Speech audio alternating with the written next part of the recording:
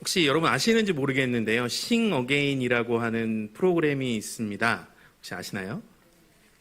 네, 지금 두 번째 시즌을 하고 있는데요. 제가 이거 프로그램 보세요라고 홍보하려고 하는 건 아니고요. 저랑은 아무런 관련이 없는 프로그램입니다. 그래서 무명의 가수, 아니면 예전에 인기 있었으나 지금은 잊혀진 가수, 그런 가수들이 나옵니다. 그런데 자기의 이름을 걸고 나오는 게 아니라 번호를 달고 나와요. 그래서 몇 번 가수라고 불려요. 그래서 그 시작을 보면 화면 한번 보여주실래요?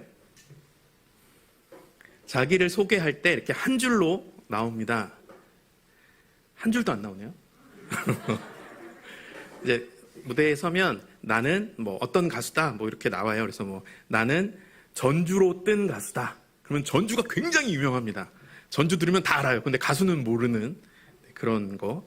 그리고 어떤 분은 나는 컬러링 가수다. 우리 컬러링 왜 전화하면 이렇게 나오는 그런 멜로디 같은 음악 있죠? 하나만 더 넘겨주실래요? 네. 그래서 전화할 때 굉장히 많이 들었던 노래인데 이 가수가 누군지는 알지 못하는, 근데 노래를 들으면 이렇게 알 수 있는 그런 가수들이 나오는 프로그램입니다. 네, 서바이벌 오디션이에요. 그래서 굉장히 긴장감 있는 프로그램이긴 한데 기존에 나왔던 프로그램과 조금 다릅니다. 그래서 여기는 이름을 처음에 밝히지 않고 하고요. 탈락할 때 이름이 나와요. 네, 그래서 무명 가수들이 나오는데 굉장히 아이러니하게도 탈락할 때 이름을 공개하고요. 그러면 굉장히 많은 관심을 받게 되는 그런 프로그램입니다. 그래서 처음에 이름을 공개하지 않고 마지막에 공개한다라고 하는 것. 그래서 우리가 볼 때 처음에는 크게 의미를 두지 않게 만드는 것 같아요. 이 사람이 누구냐에 대해서 크게 관심을 갖지 않게 하다가 그 사람에 나오는 어떤 스토리들을 알게 되고 그러면서 그 존재조차도 참 소중하게 느껴지게 만드는 그런 힘이 있는 것 같습니다. 그런데 우리가 무명이라고 하는 것, 이름이 없다라고 하는 것은 이 사람이 그 이전에 무엇을 가졌는지, 그가 얼마나 특별했는지 그런 것에는 전혀 차이를 만들지 않게 하죠. 모든 사람을 마치 동일한 출발선에 서게 하는 것 같습니다. 하나님의 아들이신 예수 그리스도, 그분은 존재만으로도 너무나 특별한 분이십니다. 그분이 태어날 때 이분이 예수고 하나님의 아들이라고 하는 것을 알리셨다면 태어남 자체가 굉장히 특별했을 수도 있죠. 그런데 예수님의 시작은 마치 무명과도 같았습니다. 예수님의 시작은 보통 사람과 같았죠. 어쩌면 무명의 스토리, 그 스토리로 보통의 사람들보다 더 낮은 자리로 오셨습니다. 그래서 아기 예수님의 탄생, 그것은 온 인류의 구원의 소식입니다. 무엇이 이보다 더 기쁠 수 있을까요? 우리를 구원하시기 위해 하나님이신 예수님이 인간의 몸을 입고 이 땅에 오셨다. 이보다 놀랍고 신비로운 은혜의 소식이 있을까요? 그런데 예수님이 선택한 이 무명의 성탄절, 무명의 크리스마스, 이 무명의 크리스마스는 이 사건의 중심에 있는 요셉과 마리아에게는 어떤 의미를 갖게 될까요? 내가 이제 나의 아들로 태어날 그 메시아가 무명으로 태어나는 것을 선택하셨다라고 하는 것이 요셉과 마리아에게는 어떤 의미가 있을까요? 먼저 마리아의 성탄절을 한번 살펴보려고 합니다.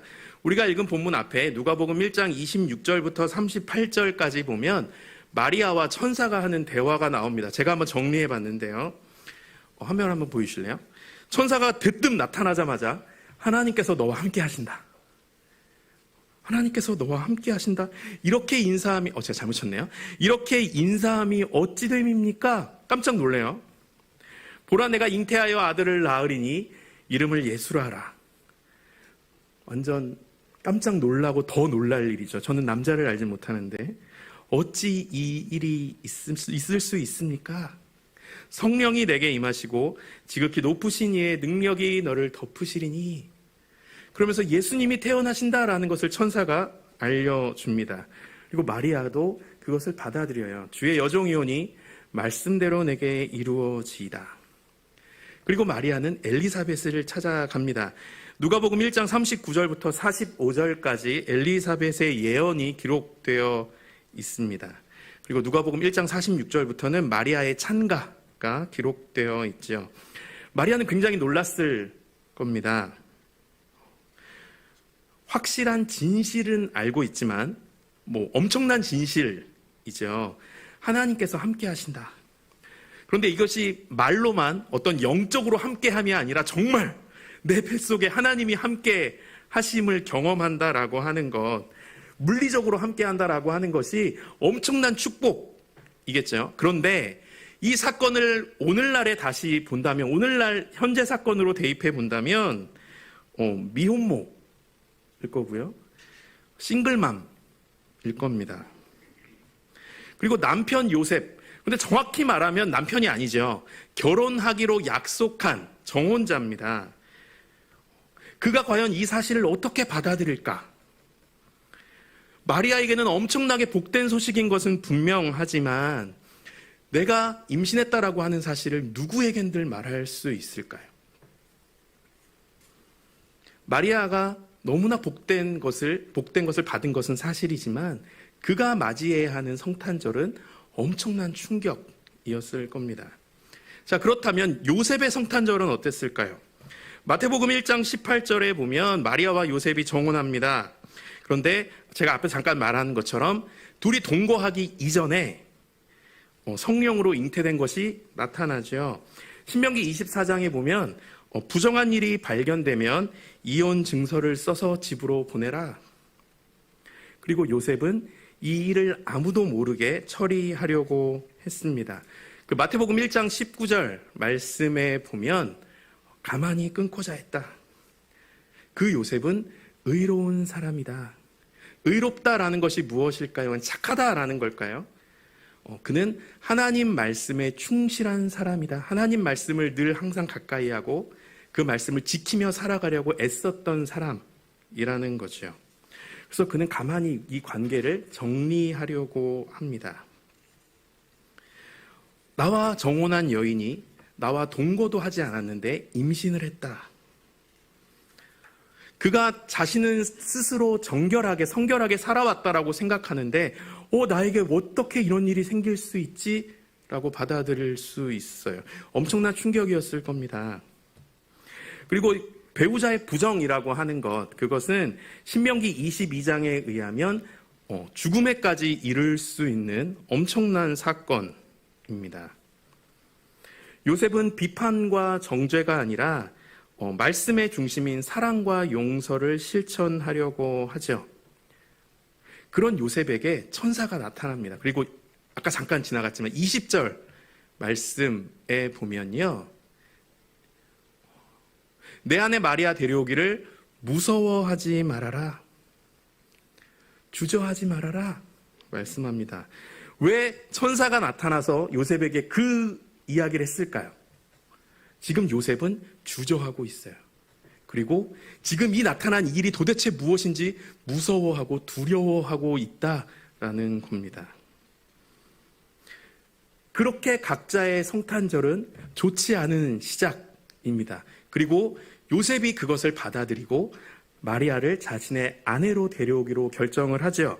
그리고 이제 요셉과 마리아가 부부가 됩니다. 서로의 아픔을 품으며 부부가 되었죠. 자, 이 부부에게 기다리고 있는 성탄절은 무엇일까요? 이제 이 상처를 보듬었으니 우리 앞으로의 미래는 핑크빛이야. 과연 그럴까요? 오늘 우리가 읽은 누가복음 2장 1절 말씀에 보면 가이사인 아구스도가 천하로 다 호적하라 라고 영을 내립니다. 그리고 각자 다 고향으로 돌아가야 했죠. 요셉도 지금 갈릴리 나사렛에 있다가 자신의 고향인 베들레헴으로 돌아가야 했습니다. 거리상으로 직선 거리만 따지면 144km입니다. 요즘에 이제 아이를 갖게 되면 굉장히 조심해야 되죠. 장거리를 이동한다? 절대 있을 수 없는 일입니다.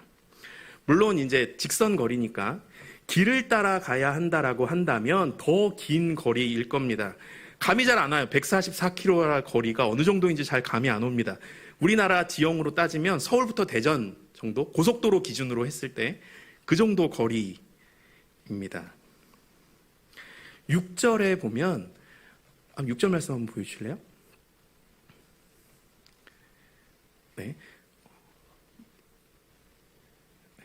거기 있을 때 해산할 날이 거의 찼다. 그러면 거의 만삭이 되어 이동을 했다라는 걸 겁니다. 여기 이제 임신의 경험이 있으신 분들이 계실 테니 만삭의 몸으로 장거리 여행을 한다라고 하는 것이 얼마나 어려운 일인지 잘 아실 겁니다. 그때는 정말 서 있는 것도 일이요. 저희 아내를 보니까 누워서 자는 것도 일이더라고요. 옆으로 누우면 배가 이렇게 막 쏠리고 그대로 누우면 이게 숨이 막히고 뭐 그렇다. 그때는 정말 자는 게 일이고 엄청난 고된 일입니다. 그런데 그때 교통수단이 발달한 것도 아니고 KTX처럼 차 타면 금방 1시간 안에 도착하는 것도 아니지요. 장거리를 이동해야 되고요. 나귀나 무언가를 탄다면 덜그럭덜그럭 거리는 그 통증에 아마 걸어가야 했었을 겁니다. 그리고 그렇게 고된 여정 끝에 베들레헴에 도착을 합니다. 근데 아까 잠깐 나왔지만 7절에 보면 있을 곳이 없었다. 정말 고된 여정 끝에 겨우 어떻게 도착을 했는데 있을 곳이 없는 상황입니다. 마리아는 첫 아이이죠. 출산의 경험도 없습니다. 저희도 첫 아이가 태어날 때 엄청나게 긴장했던 기억이 있어요. 아무것도 모르니까 도대체 이 아이가 태어난다라고 하는 것이 어떤 건지를 모르니 막연한 두려움에 저희 부부가 막 항상 걱정하고 막 기도하면서 막 건강한 출산을 위해 막 동네를 몇 바퀴씩 돌고 매일같이 고기 먹어가면서 힘써야 된대. 그러면서 고기를 어마어마하게 먹어서 일주일 사이에 아이가 400g이 커졌거든요. 정말 걱정뿐인 날이 첫 출산일 겁니다. 그런데 그 고된 여정을 걸어갔고 있을 곳조차 찾지 못하고 해산할 날은 가까워 오고 있고, 저희가 이제 넉 달 전에 둘째, 셋째 아이를 낳았는데요. 두 번째 출산은 좀 나은가요? 전혀 그렇지 않더라고요. 두 번째도 여전히 아무것도 알 수 없는, 출산 때 도대체 무슨 일이 생길지 도저히 알 수 없기 때문에 긴장의 연속입니다. 그런데 겨우 있을 곳을 구했는데 사람이 있을 곳이 아니죠. 짐승을 놓는 구유입니다. 고난의 연속이죠. 저희가 출산을 준비할 때 가장 중요하게 생각했던 것 중에 하나가 아내가 편안하게 쉴 수 있는 곳, 그리고 내 아이가 안전하게 지낼 수 있는 곳, 두 가지를 기준으로 병원을 찾았거든요. 그런데 오늘 지금 요셉과 마리아에게는 그 두 가지가 전혀 다 되고 있지 않아요. 내 아내도 편히 쉴 수 없을 뿐더러 내 아이에게도 전혀 안전하지 않은 환경에 있습니다. 물론 있을 곳이 없는 상황에서 이곳이라도 구했으니 감사할 수는 있어요. 하지만 오늘 요셉과 마리아에게 처해져 있는 현실은 이것이 너무나 힘들고 안타까운 현실인 것은 분명합니다. 요셉과 마리아가 좀 유력한 자들이었다면 어땠을까요? 높은 지위에 있었다면 상황은 조금 달라졌을 겁니다. 자신의 힘을 이용해서 아는 인맥을 동원해서 어떻게든 다른 사람의 자리를 빼앗아서라도 자기 있을 곳을 구할 수 있었겠죠. 그런데 이들 부부의 상황에 누구도 관심을 보이지 않아요. 그리고 지금 태어날 아기가 예수님이라는 것도 알지 못합니다. 성령으로 잉태되었다는 것도, 하나님의 놀라운 은혜와 사랑, 우리를 위한 구원자라고 하는 것도 누구의 관심도 받지 못한 철저한 무명의 성탄절이었죠. 처절하리만큼의 무명의 성탄절, 어찌 보면 되려 고난의 성탄절이라고 말해야 될 겁니다. 그런데 우리는 너무나 잘 알고 있어요. 바로 오늘 그들의 겪는 이 고난은 미가서 5장 2절에서 예언되었던 예언의 성취라고 하는 겁니다. 요셉과 마리아에게는 분명한 고난의 성탄절이었을지도 몰라요. 하지만 하나님은 이 부부를 무관심 속에 그대로 방치해 두지 않으십니다. 주변 사람들에게는 무명이었고 무관심이었을지 몰라요. 하지만 하나님은 이미 구약에서 말씀하셨고 그 말씀을 그대로 성취해 가십니다. 그리고 그 고난 가운데 있는 그들을 하나님이 위로하기 시작하시죠. 오늘 본문 이후에 8절부터 20절까지 말씀을 보면 그 곁에서 양을 치던 목자들이 찾아와서 경배합니다. 그러면서 내가 낳은 아이가 누구인가? 그들에게 어마어마하게 큰 위로가 되었겠죠. 그뿐은 아닙니다. 주변 나라에 힘이 있는 동방의 박사들까지 와서 예수님의 태어나심을 경배합니다. 그리고 온 세상을 위한 구원을 선포하시죠. 자, 여기서 짠 하고 끝나면 너무나 행복할 겁니다. 너무 해피엔딩이죠. 고난을 가다가 하나님의 놀라운 위로를 받고 동방박사의 황금과 유향과 몰약을 받으며 귀한 것들을 받으며 이렇게 위로함 받으면서 하나님이 위로하셨습니다라고 사건이 끝난다면 우리가 기대하는 스토리일지도 몰라요. 그런데 하나님의 위로가 있은 이후에 그들의 형편이 좀 나아졌을까요? 이제는 저쪽 이 호텔 스위트룸이 비었으니 자, 자리 옮기시죠. 이렇게 되었다면 참 좋았을 텐데 마태복음 2장 13절에 보면요. 동방박사가 떠나가고 난 후에 헤롯이 죽이려고 합니다. 그리고 하나님 말씀하세요. 아이와 어머니를 데리고 애굽으로 가라. 애굽으로 피해 가라. 그리고 내가 너에게 이르기까지 거기 있어라. 해산한 지 얼마 되지도 않았습니다. 그리고 아이가 크지도 않았어요. 그런데 또 그 아이를 데리고 또 먼 길을 떠나가야 합니다. 출산한 지 얼마 되지 않은 아내와 갓난아기를 데리고 애굽까지 가야 했죠. 고향도 아닌 이제는 타국으로까지 가야 하는 상황입니다. 하나님의 위로가 있었지만 상황이 나아지지 않아요. 온 인류에게는 분명 구원의 기쁜 소식입니다. 그런데 그 사건의 중심에 있는 요셉과 마리아에게는 철저한 무명과 무관심의 시간을 보내게 하시죠.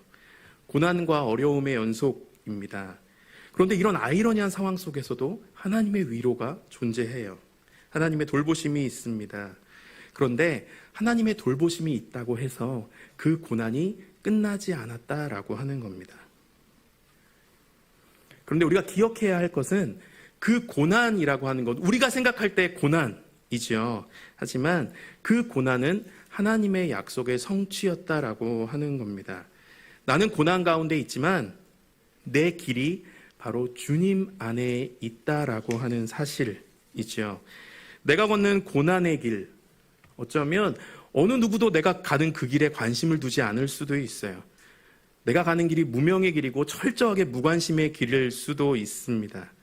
그런데 오늘 내가 걷는 그 길을 통해 주님의 뜻이 나타납니다. 지금은 알지 못할 수도 있어요. 심지어는 내가 이 세상을 떠난 이후까지도 내 삶의 이유들이 드러나지 않을 수도 있습니다. 실제 우리가 오늘 말씀을 통해 본 요셉과 마리아의 성탄절은 정말 생 리얼 고생기이지요. 이보다 더한 고난이 어디 있을까요? 결혼 전에 아내는 임신했고 만삭의 아내를 데리고 먼 여정을 가야 했고 출산 이후에도 그 아이와 아내를 데리고 애굽까지 피신해 가야 했던 정말 말 그대로 고난의 대장정입니다. 나 자신에게조차도 무명이고 무의미한 사건처럼 보이는 그 일련의 사건들을 통해 분명한 건 하나님의 계획이 있었다라는 거죠. 그 가운데 하나님의 인도가 있었다라고 하는 겁니다. 온 인류를 향한 구원의 소식, 그것이 어마어마하게 큰 사건으로 나에게 다가오지 않을 수 있다라고 하는 거죠.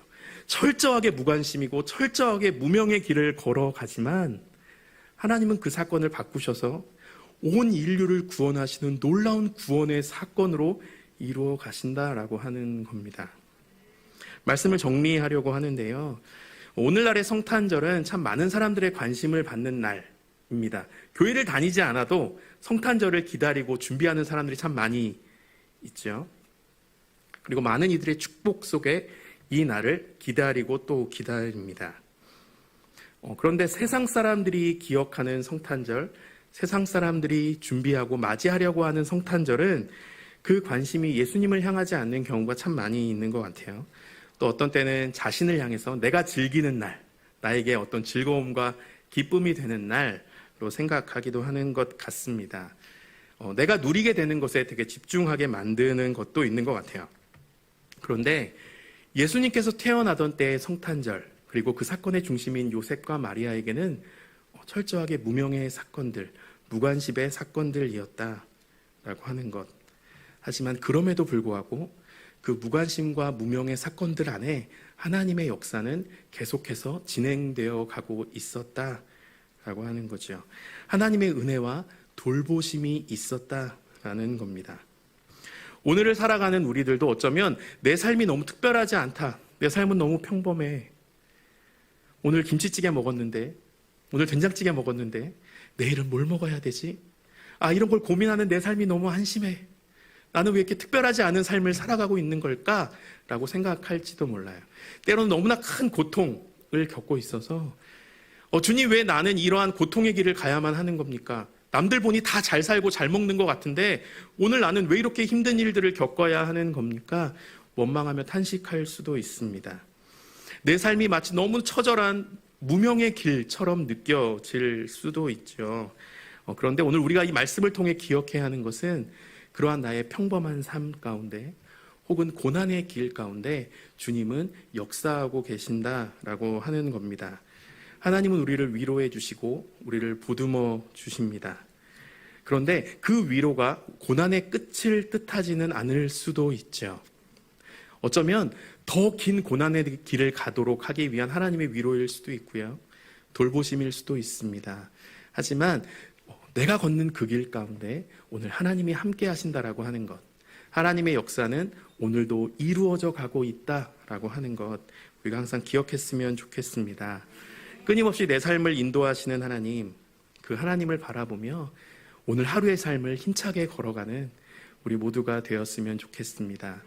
내가 바라는 미래가 펼쳐지지 않는다 하여도 포기하거나 낭망하지 아니하고 오늘 나에게 주어진 길을 묵묵히 한 걸음 한 걸음 걸어 나아가는 우리 모든 성읍교회 성도님들 되기를 기도합니다.